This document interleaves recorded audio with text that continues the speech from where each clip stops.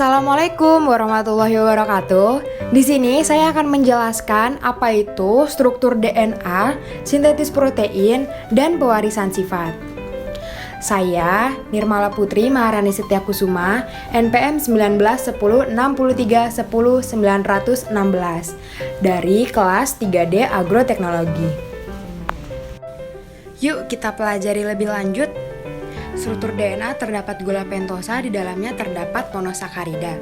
Di dalam monosakarida itu terdapat ribosa dan deoksiribosa. Lalu ada gugus fosfat yang di dalamnya terdapat atom fosfor, dan yang ketiga terdapat basa nitrogen. Di dalamnya terdapat purin dan pirimidin. Purin mencakup adenin dan guanin, dan pirimidin terdapat sitosin, timin, dan urasil. Lalu sintetis protein merupakan proses penyusunan asam amino berdasarkan kode genetik yang terdapat pada DNA, yaitu berupa basa nitrogen. Sintetis protein berlangsung di inti sel dan sitoplasma. Tahap sintetis protein terdapat transkripsi dan translasi.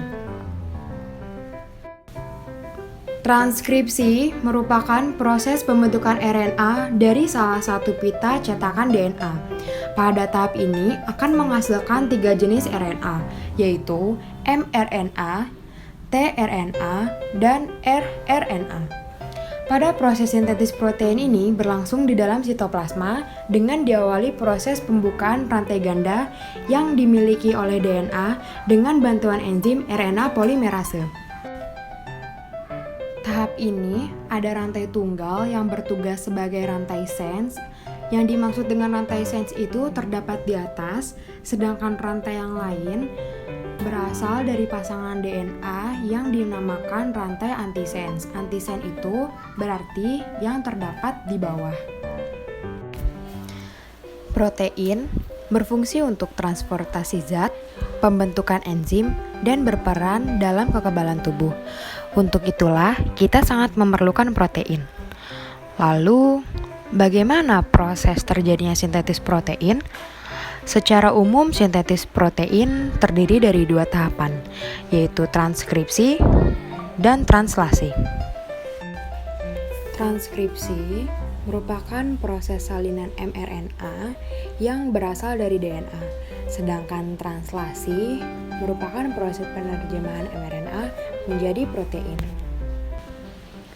Jadi, singkatnya, sintetis protein adalah proses DNA menjadi mRNA, lalu mRNA menjadi protein. Proses yang pertama yaitu transkripsi. Transkripsi terjadi di dalam nukleus. Terdapat 3 tahapan, yaitu inisiasi, elongasi, dan terminasi. Saat terjadi proses transkripsi, DNA yang terkandung dalam nukleus akan dihampiri oleh RNA polimerase. Inisiasi terjadi saat RNA polimerase melekat pada daerah promotor gen. Pada saat itu, RNA polimerase akan membentuk mRNA melalui cetakan DNA template. Poin yang harus diingat pada transkripsi adalah adenin pada DNA akan berpasangan dengan urasil pada mRNA.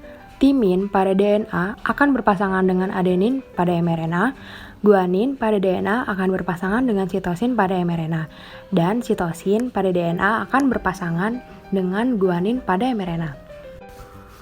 Kemudian, RNA polimerase akan mengarahkan pembacaan dari arah 5 ke arah 3. Proses ini dinamakan sebagai elongasi. Transkripsi akan berakhir saat RNA polimerase sampai pada daerah terminator. mRNA yang telah terbentuk mengandung 3 urutan basa nitrogen yang dikenal dengan kodon. Selanjutnya, mRNA atau kodon akan meninggalkan nukleus melalui pori-pori nukleus menuju sitoplasma untuk memulai proses translasi.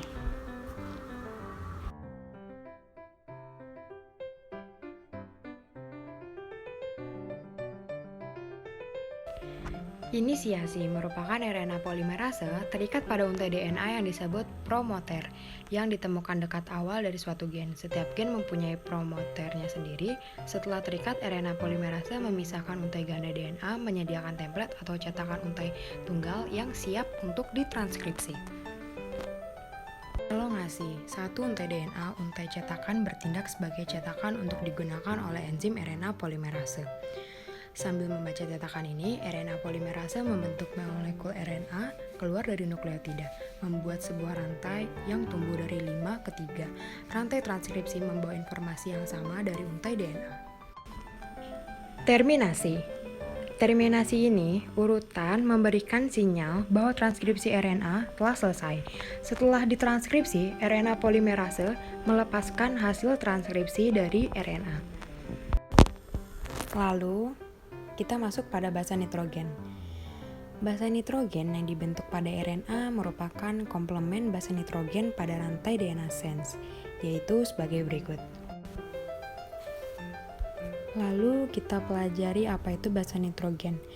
Basa nitrogen yang dibentuk pada RNA merupakan komplement basa nitrogen pada rantai DNA sense, yaitu sebagai berikut.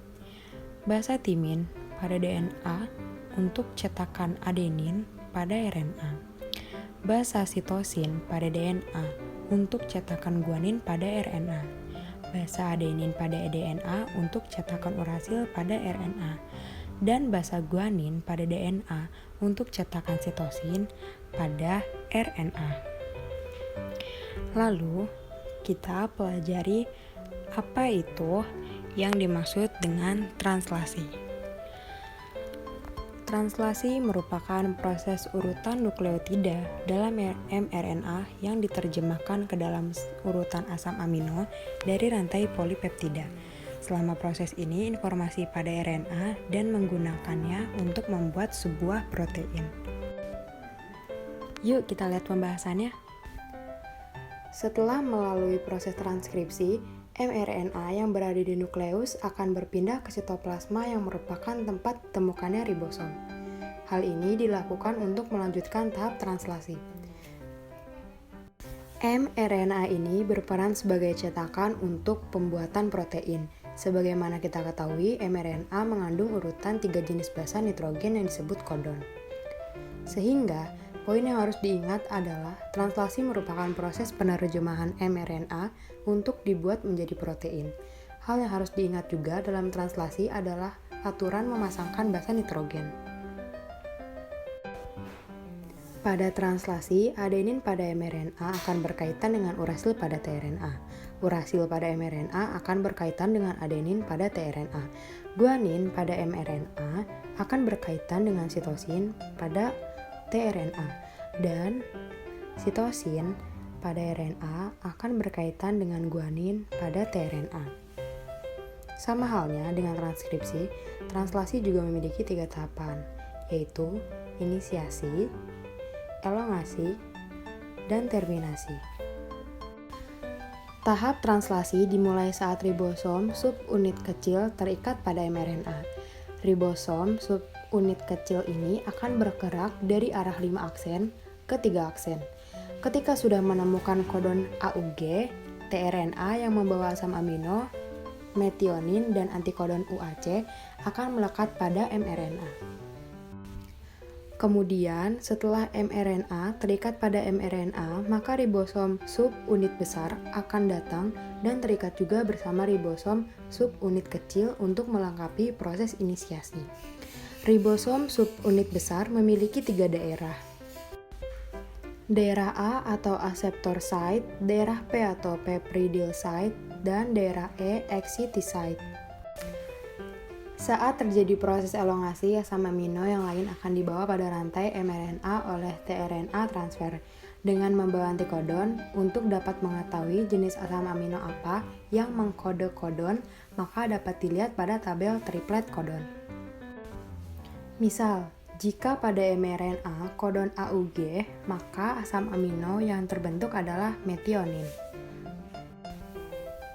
Selanjutnya, asam amino yang baru ini akan memasuki daerah A, lalu ikatan peptida akan terbentuk di antara kedua asam amino pada daerah P. Saat itu, ribosom akan berpindah ke triplet kodon lain yang ada di mRNA, sehingga tRNA yang sudah melepaskan asam aminonya akan berada di daerah E dan bersiap untuk keluar. Kemudian daerah A akan bersiap untuk ditempati tRNA yang baru. Siklus ini akan terus berulang sampai pada tahap terminasi. Terminasi terjadi jika salah satu dari 3 stop codon berada di daerah A. Codon ini dikenali oleh protein yang dikenal sebagai release factor.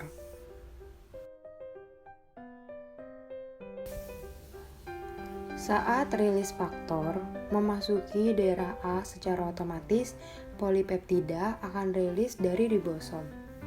Dan ribosom pun akan terpisah dan bersiap untuk melakukan translasi yang baru. Nah, polipeptida inilah yang dikenal sebagai protein.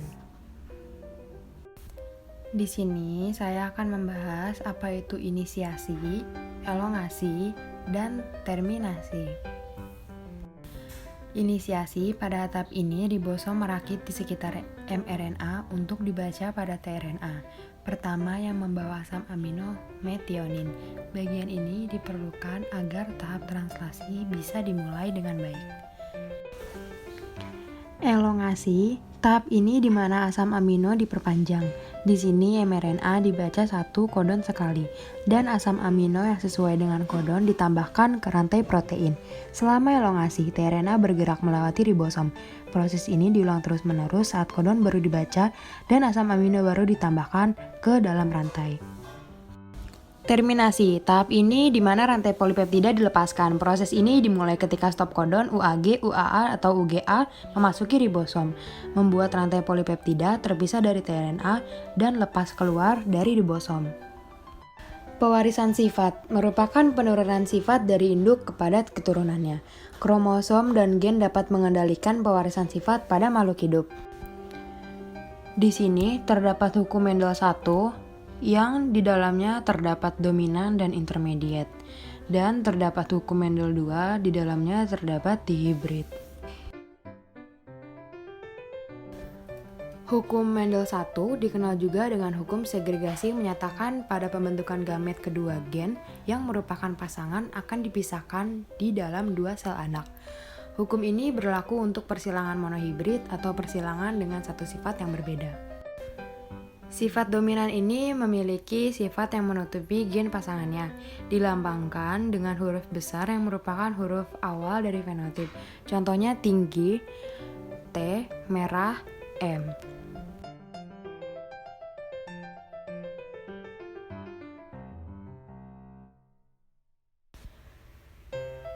Lalu pada hukum Mendel 2 menyatakan bahwa setiap gen di dalam gamet akan bergabung secara bebas pada saat pembentukan individu yang baru. Di sini terdapat monohibrid, merupakan persilangan dengan satu sifat yang berbeda. Maksudnya adalah pada persilangan ini kita hanya memperlihatkan satu sifat saja seperti warna buah atau bentuk buah. Di sini terdapat parental 1, M besar berwarna merah diselangkan dengan M kecil berwarna putih. Lalu, genotip 1 akan menghasilkan dari dua sifat yang berbeda, yaitu M kecil.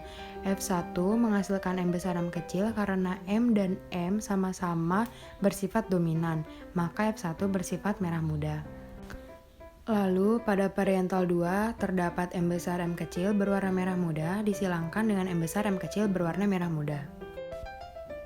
Dan terdapat fenotip 2 menghasilkan M besar berwarna merah, M besar M kecil berwarna merah muda, M besar M kecil berwarna merah muda, dan M kecil berwarna putih. Perbandingan ini akan menghasilkan perbandingan fenotip yang berbanding 1:2:1 berwarna merah, merah muda, dan putih. Dan perbandingan genotip 1:2:1 merupakan M besar M kecil, dan M kecil.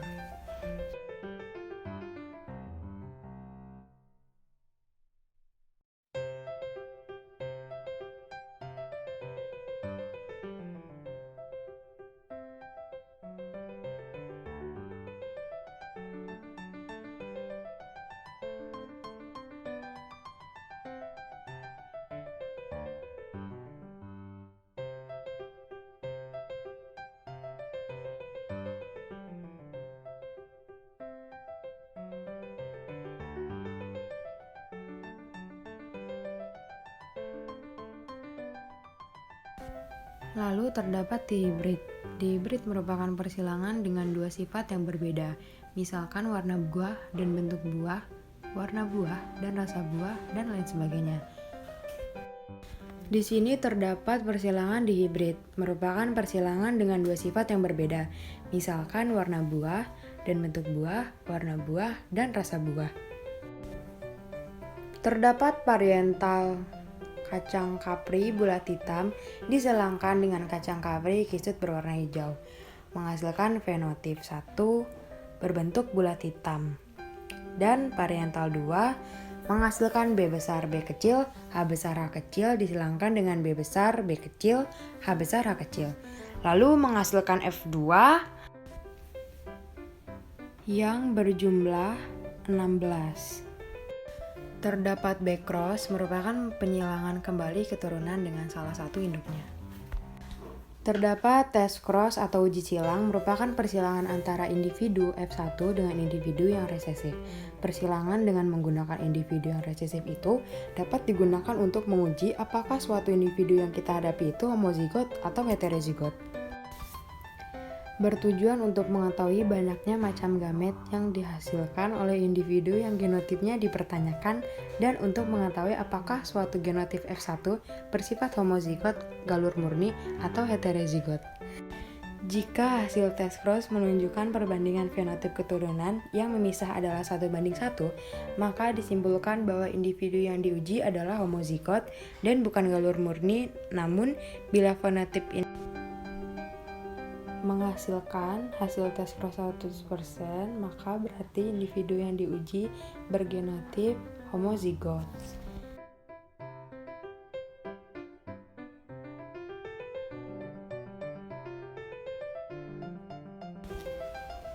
Reciprocal crosses, persilangan reciprok merupakan persilangan kebalikan antara individu bergenotip sama, namun berbeda jenis kelamin. Hasil keturunan tidak berpengaruh, namun akan berpengaruh bila ada gen yang bertaut di kromosom, bertujuan untuk mengetahui gen-gen yang tertaut pada kromosom. Thanks for watching, jangan lupa to like, comment, and subscribe. Wassalamualaikum warahmatullahi wabarakatuh.